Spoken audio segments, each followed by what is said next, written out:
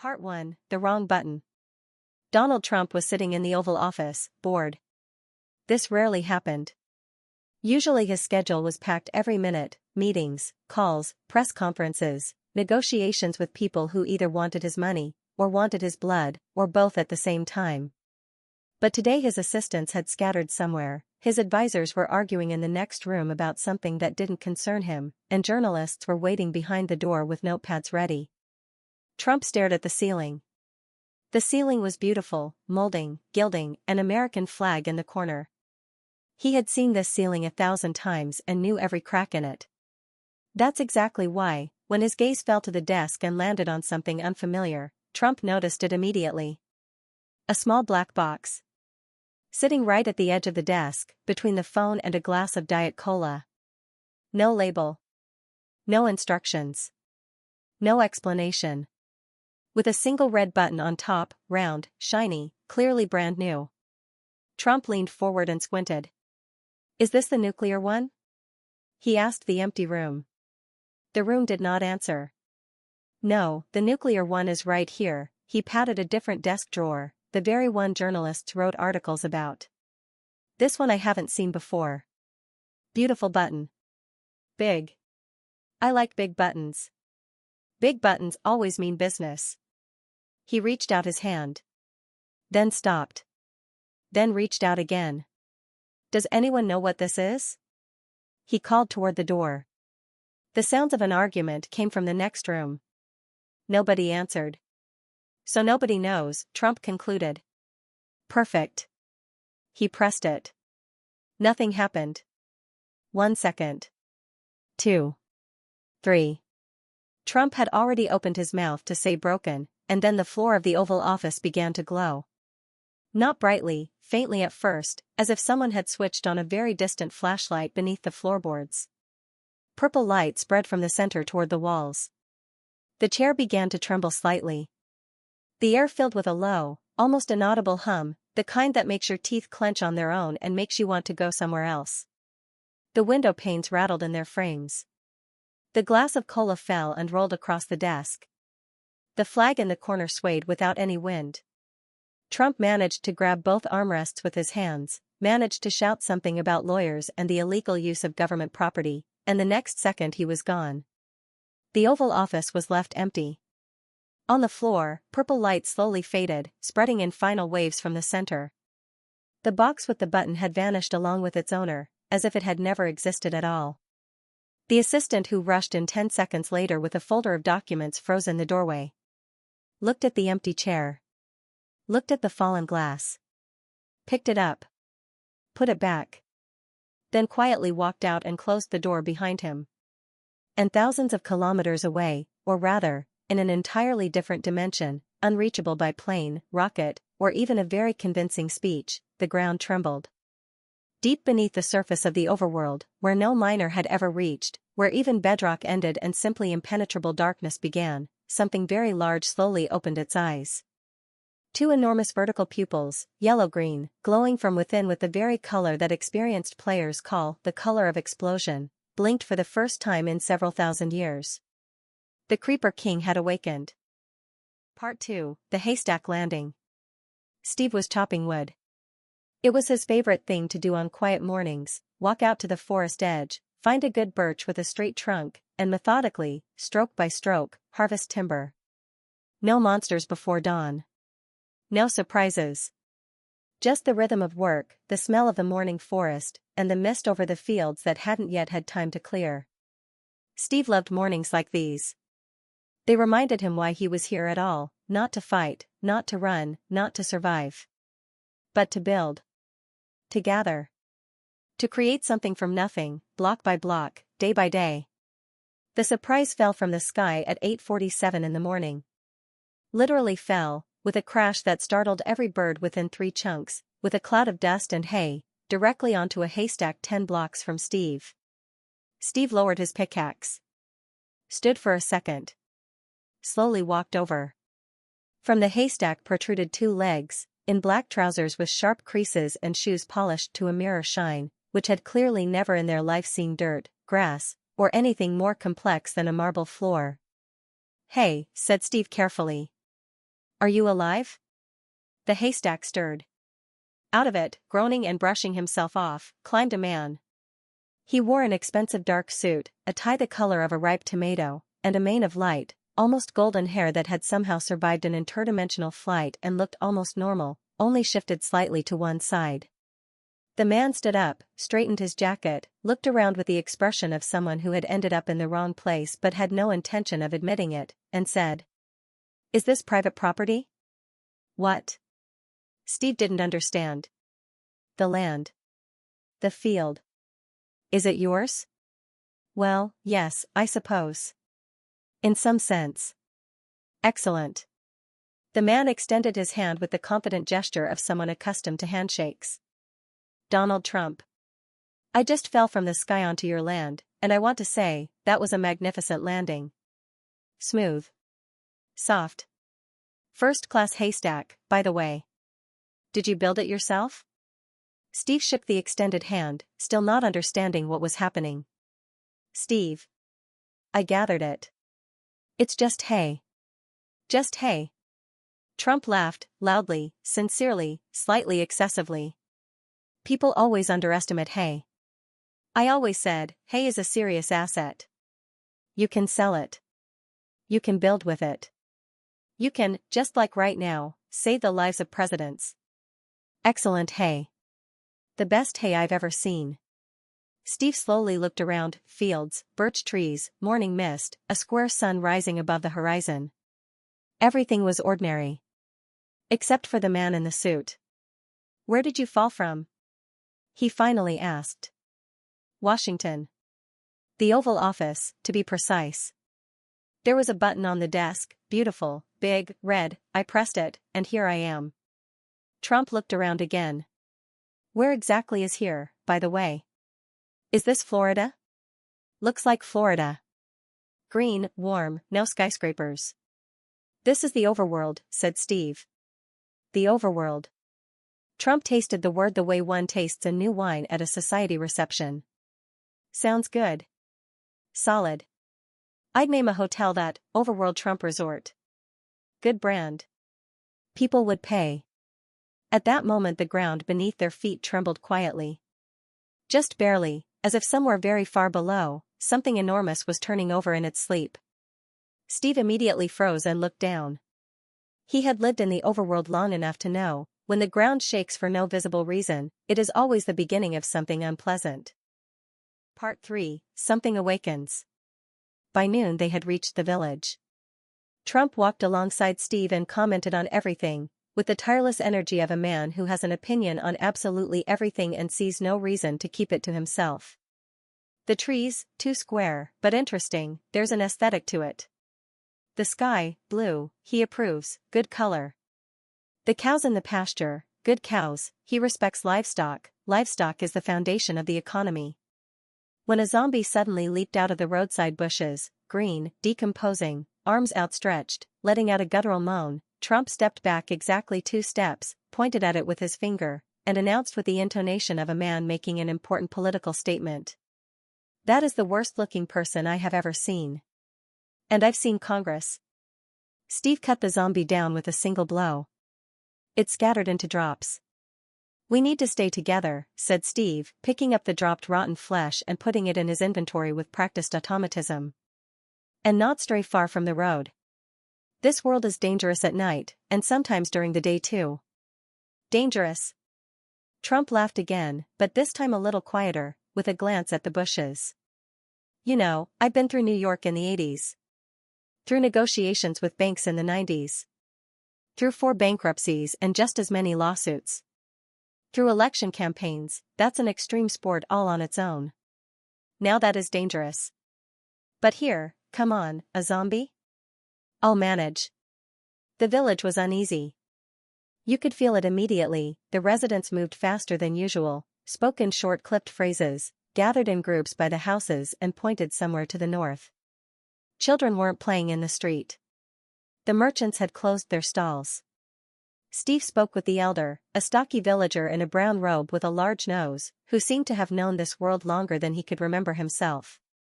The elder spoke slowly, with pauses, and looked north the entire time he spoke. Steve returned to Trump with a serious expression. Something happened last night, he said. 3 villages to the north have disappeared. Just large holes in the ground. Edges black, as if scorched. Explosions, but enormous, the kind that don't come from a regular creeper.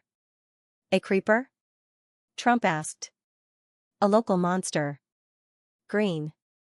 Sneaks up quietly from behind and explodes. One of the most unpleasant things in this world. Trump was silent for a second. Sounds like some advisors I've known. This isn't funny, said Steve evenly. A regular creeper leaves a hole the size of a room. What happened to the north? Those are holes the size of an entire city. I've never seen anything like it in all the time I've lived here. The ground shuddered again. Noticeably stronger than before. Windows rang in the village houses, roof tiles slid off several rooftops. The cows in the pasture beyond the village all fell silent at once, all together, as if on command, and turned their faces in one direction. North. The elder approached Steve. Said one word. Quietly, but in a way that Steve heard every letter. Steve went pale, as much as a pixelated character can go pale. What did he say? Asked Trump. He says the elders told a legend. About a creature that had slept beneath the earth since the beginning of time. About a creeper larger than a mountain. They called it the Creeper King. They said, if the world is shaken hard enough, if a wave passes through it from another dimension, it will awaken. Trump slowly turned and looked at Steve with a long steady gaze. And you think I woke it up? You fell from another dimension, said Steve carefully. With a very large crash. The vibration could have traveled through the layers all the way to the bottom. A long pause. Somewhere to the north, the sky grew slightly darker for just a moment. All right, Trump said finally. His voice had changed, no laughter, no theatrics. Calm. Businesslike. All right. I'll fix this. I always fix problems, including the ones I created myself. Some say that's my best quality. What needs to be done? Part 4, The Plan. Steve spread the map on the table in the elder's house. Rough, hand-drawn on leather, marked with villages and biomes, he had been keeping it for years. The Creeper King is moving from north to south, said Steve, tracing a line with his finger. Judging by the rate of destruction, he'll reach the central regions in 2 days. If we don't stop him sooner, he'll blow up the entire overworld. Leave nothing behind. Blow up the entire world, Trump repeated slowly. That is catastrophically bad for real estate. It is catastrophically bad for all living things, Steve clarified. Also true. Living people are an important market. So, a plan. I like plans. A good plan is half the victory. What do we have? Steve explained methodically. The Creeper King is invulnerable from the outside, his skin is thicker than obsidian, any weapon bounces off. Arrows, swords, magic, all useless. But according to legend, every great creeper has a heart, the ancient flame, which burns inside and fuels his power. If you extinguish it, the Creeper King will sleep. Forever, or at least for a very long time. For this they needed the ice tear, a special crystal that forms only in the deepest ice caves to the east, where the temperature never rises above 0 and not even the glow of lava reaches. It absorbs fire. Completely and irreversibly. But carrying it to the heart of the Creeper King meant getting up close to a creature the size of a mountain. It meant walking straight toward it as it moved in your direction. It meant not running when the ground shook and every instinct screamed to flee. Is the east far?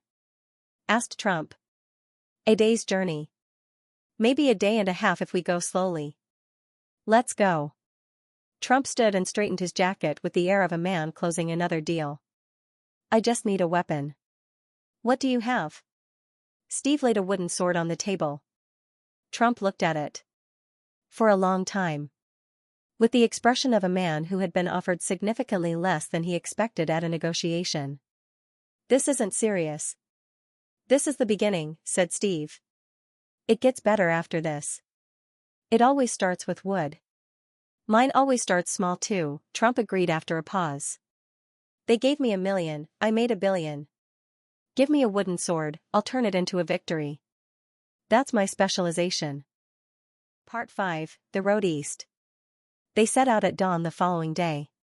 Steve took everything necessary: food, torches, spare armor, tools. Trump took the wooden sword and his tie, which he refused to remove despite all arguments about practicality. Image matters always, he said.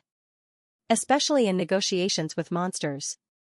Along the way, Steve taught Trump the basics of survival in the overworld.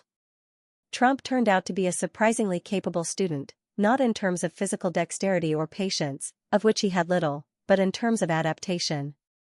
He grasped the logic of this world very quickly, what works here and what doesn't. Chopping wood he couldn't do and didn't particularly want to learn.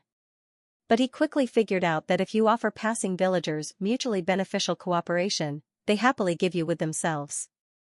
Crafting he couldn't do either, but he worked out the logic of the crafting table faster than Steve expected. This is like a deal, Trump explained, leaning over the crafting table and rearranging components.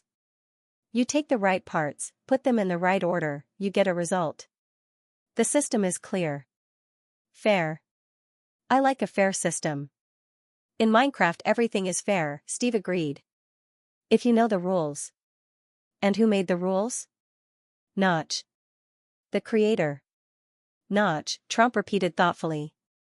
Should have named a casino that. By the evening of the first day Trump had an iron sword, Steve had forged it from or they mined in a small cave along the way.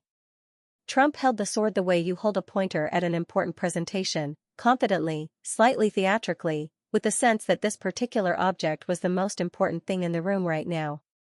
They slept in a cave by a small campfire. Outside, zombies howled and occasionally came the familiar hissing sound of a creeper, at which Trump flinched almost imperceptibly each time, though he pretended otherwise. Strange world, he said, when the fire had died down a little and Steve thought he was already asleep. You get used to it, Steve replied. No, I don't mean it badly. An honest world. Want wood, go chop it.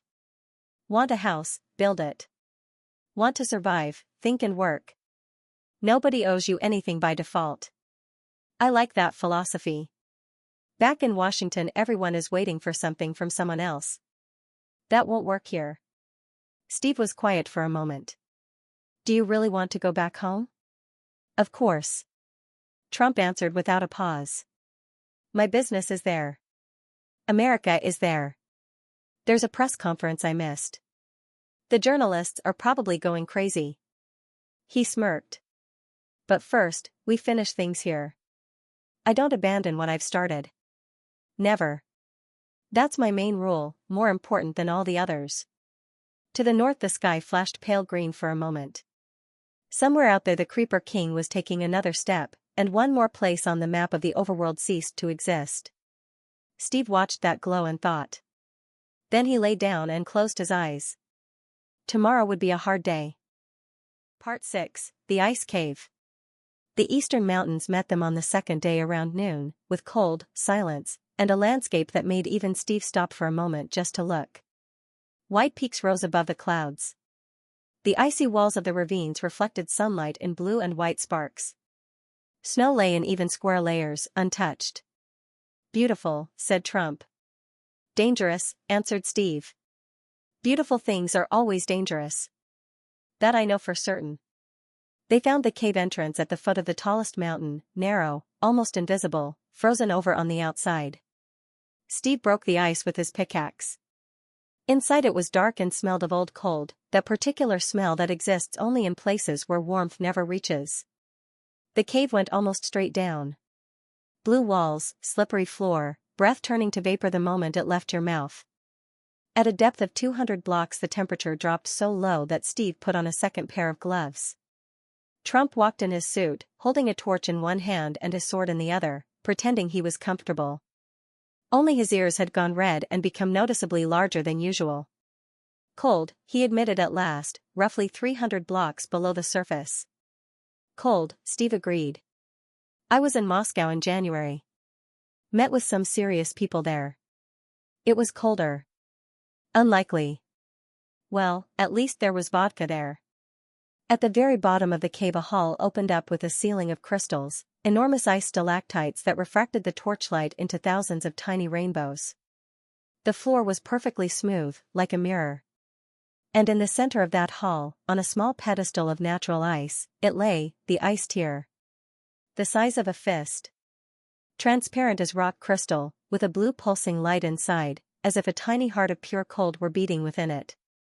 Beautiful and at the same time strangely warm to the touch, despite everything around it. "Well," Trump said quietly. "Would you look at that?" Steve reached his hand toward the crystal, and at that very second the floor of the hall cracked in 5 places at once. From the cracks, hissing, came ice spiders, white, almost transparent, with ruby eyes and movements too fast for creatures in such cold. Guards. There were more of them with each passing second, dozens. They filled the hall, cutting off the exit. Steve drew his diamond sword, he had forged it the previous night while Trump dozed by the campfire, using up his last reserves of diamonds. "Stay close and don't slip," he shouted. "I never slip," Trump answered and raised his iron sword. What happened next Steve would recall for a long time afterward with a certain amazement. Trump fought with no elegance whatsoever, no dodging, no technique, no conservation of energy. He simply walked forward, loudly and continuously saying something about the quality of American steel, about illegal trespassing on private property and about his lawyers already being on their way, and struck. Broadly, powerfully, without stopping. The spiders, apparently, were thrown off by such audacity. Or by the noise. Either way, the front ranks wavered and fell back slightly. Steve took advantage of this and struck from the flank. The diamond sword glowed with enchantments. 2 minutes later the hall was clear. Both were breathing hard. Trump looked at his sword, a crack had appeared in it, and nodded with satisfaction. Not a bad weapon. It died heroically. "I'll make you a new one," said Steve. "Gold. This time I want gold. Gold suits me." Steve picked up the ice tear. It pulsed softly in his hand, cold on the outside and almost alive on the inside. "North now," he said. Part 7, Face to Face with the King. The Creeper King was visible from far away. Much sooner than they expected.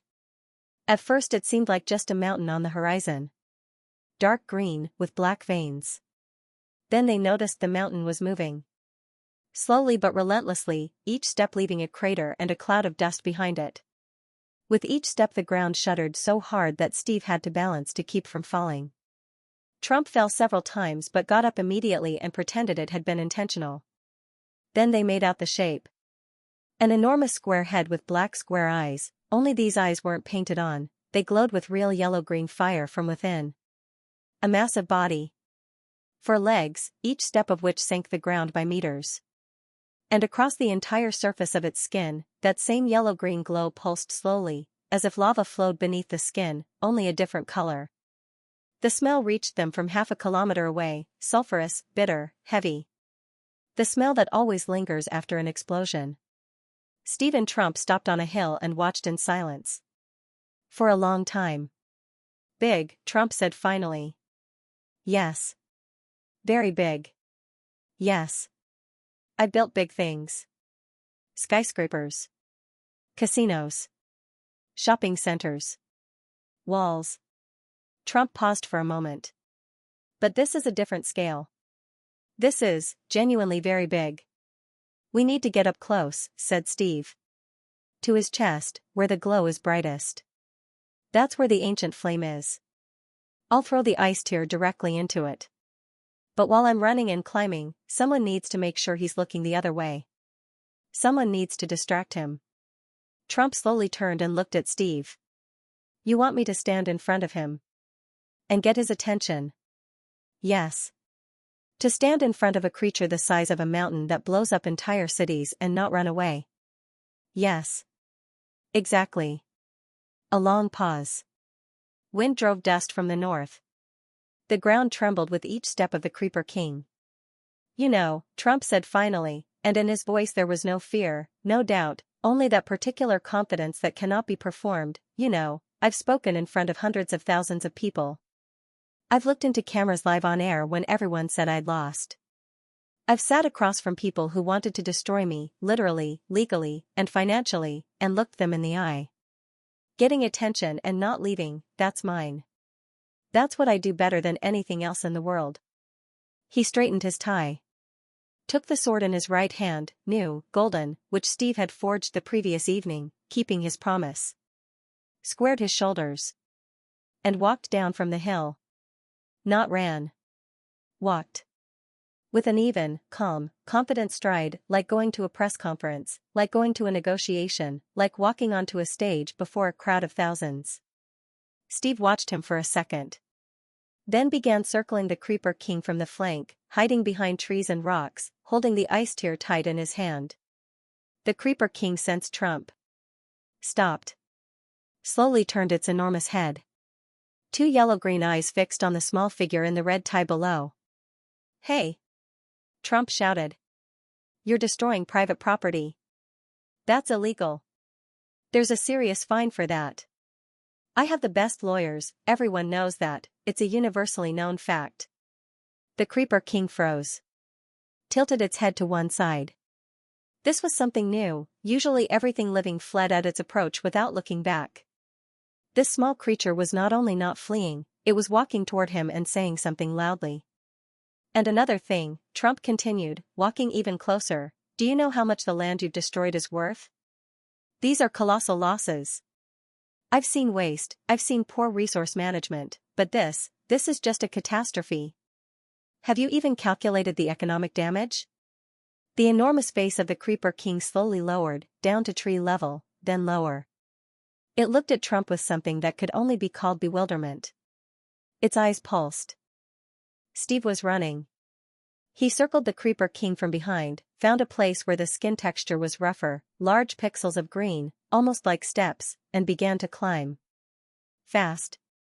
Not thinking about the height. Just up. "And another thing," Trump's voice drifted up from below, "your hair is a problem. I know more about hair than anyone, you can ask anybody, and I'm telling you, you need a good stylist. Urgently. This affects your image." The Creeper King opened its mouth. From it came the familiar green smoke, the signal that in the overworld meant one thing: there was about to be an explosion. Steve reached the chest. Found the center of the glow, the place where the skin was almost transparent and the orange-green fire shone straight through. He took out the ice tier. He threw it. The crystal struck exactly in the center and disappeared inside. For a second nothing happened. Then cold came in a wave, from inside outward. Not a sound, not an impact, just an instantaneous, absolute, total extinction.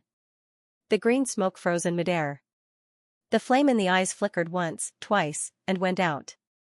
The glow across the entire body slowly, block by block, began to fade. The Creeper King stopped. Stood for a second, enormous, silent, no longer dangerous. And began to sink back into the earth. Slowly, with a heavy low rumble, like a tide going out. The ground parted beneath it, taking it back into the depth from which it had come. A minute later all that remained on the surface was a large depression with scorched edges, and silence. Real silence. Without the trembling of the earth. Without the smell of sulfur. Just wind and birds already returning from somewhere beyond the horizon. Steve slid down and landed beside Trump. Both were silent for quite a long time. "It worked," Steve said finally.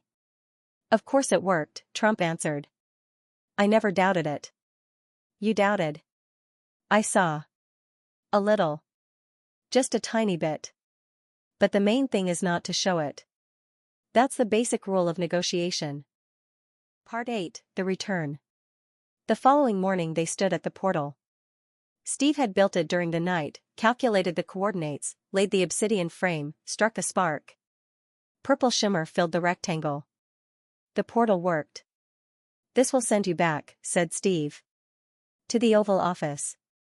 Roughly where you came from." Trump stood before the portal and was in no hurry to enter. He watched the shimmer. Then looked back, at the fields, at the village, at the square morning sky, at the cows grazing again as if nothing had happened. "An honest world," he said quietly. "I'll say it one more time. Honest. There aren't many like it. You handled yourself well, said Steve. Well. Trump laughed, this time without theatrics, simply. I saved this world. Stood in front of a creature the size of a mountain and didn't run. This will go down in history, Steve. True, nobody will believe it, but it will go down in history. I'll remember. That's enough. Trump extended his hand. We made a good team. Steve shook his hand. Good team. Trump nodded. Straightened his tie one last time. And stepped into the portal. The purple light flashed and vanished. The shimmer faded. The obsidian frame stood empty and quiet. Steve stood for a while, looking at it. Then picked up his pickaxe and headed toward the forest. Wood doesn't chop itself. The world doesn't build itself. And that is good.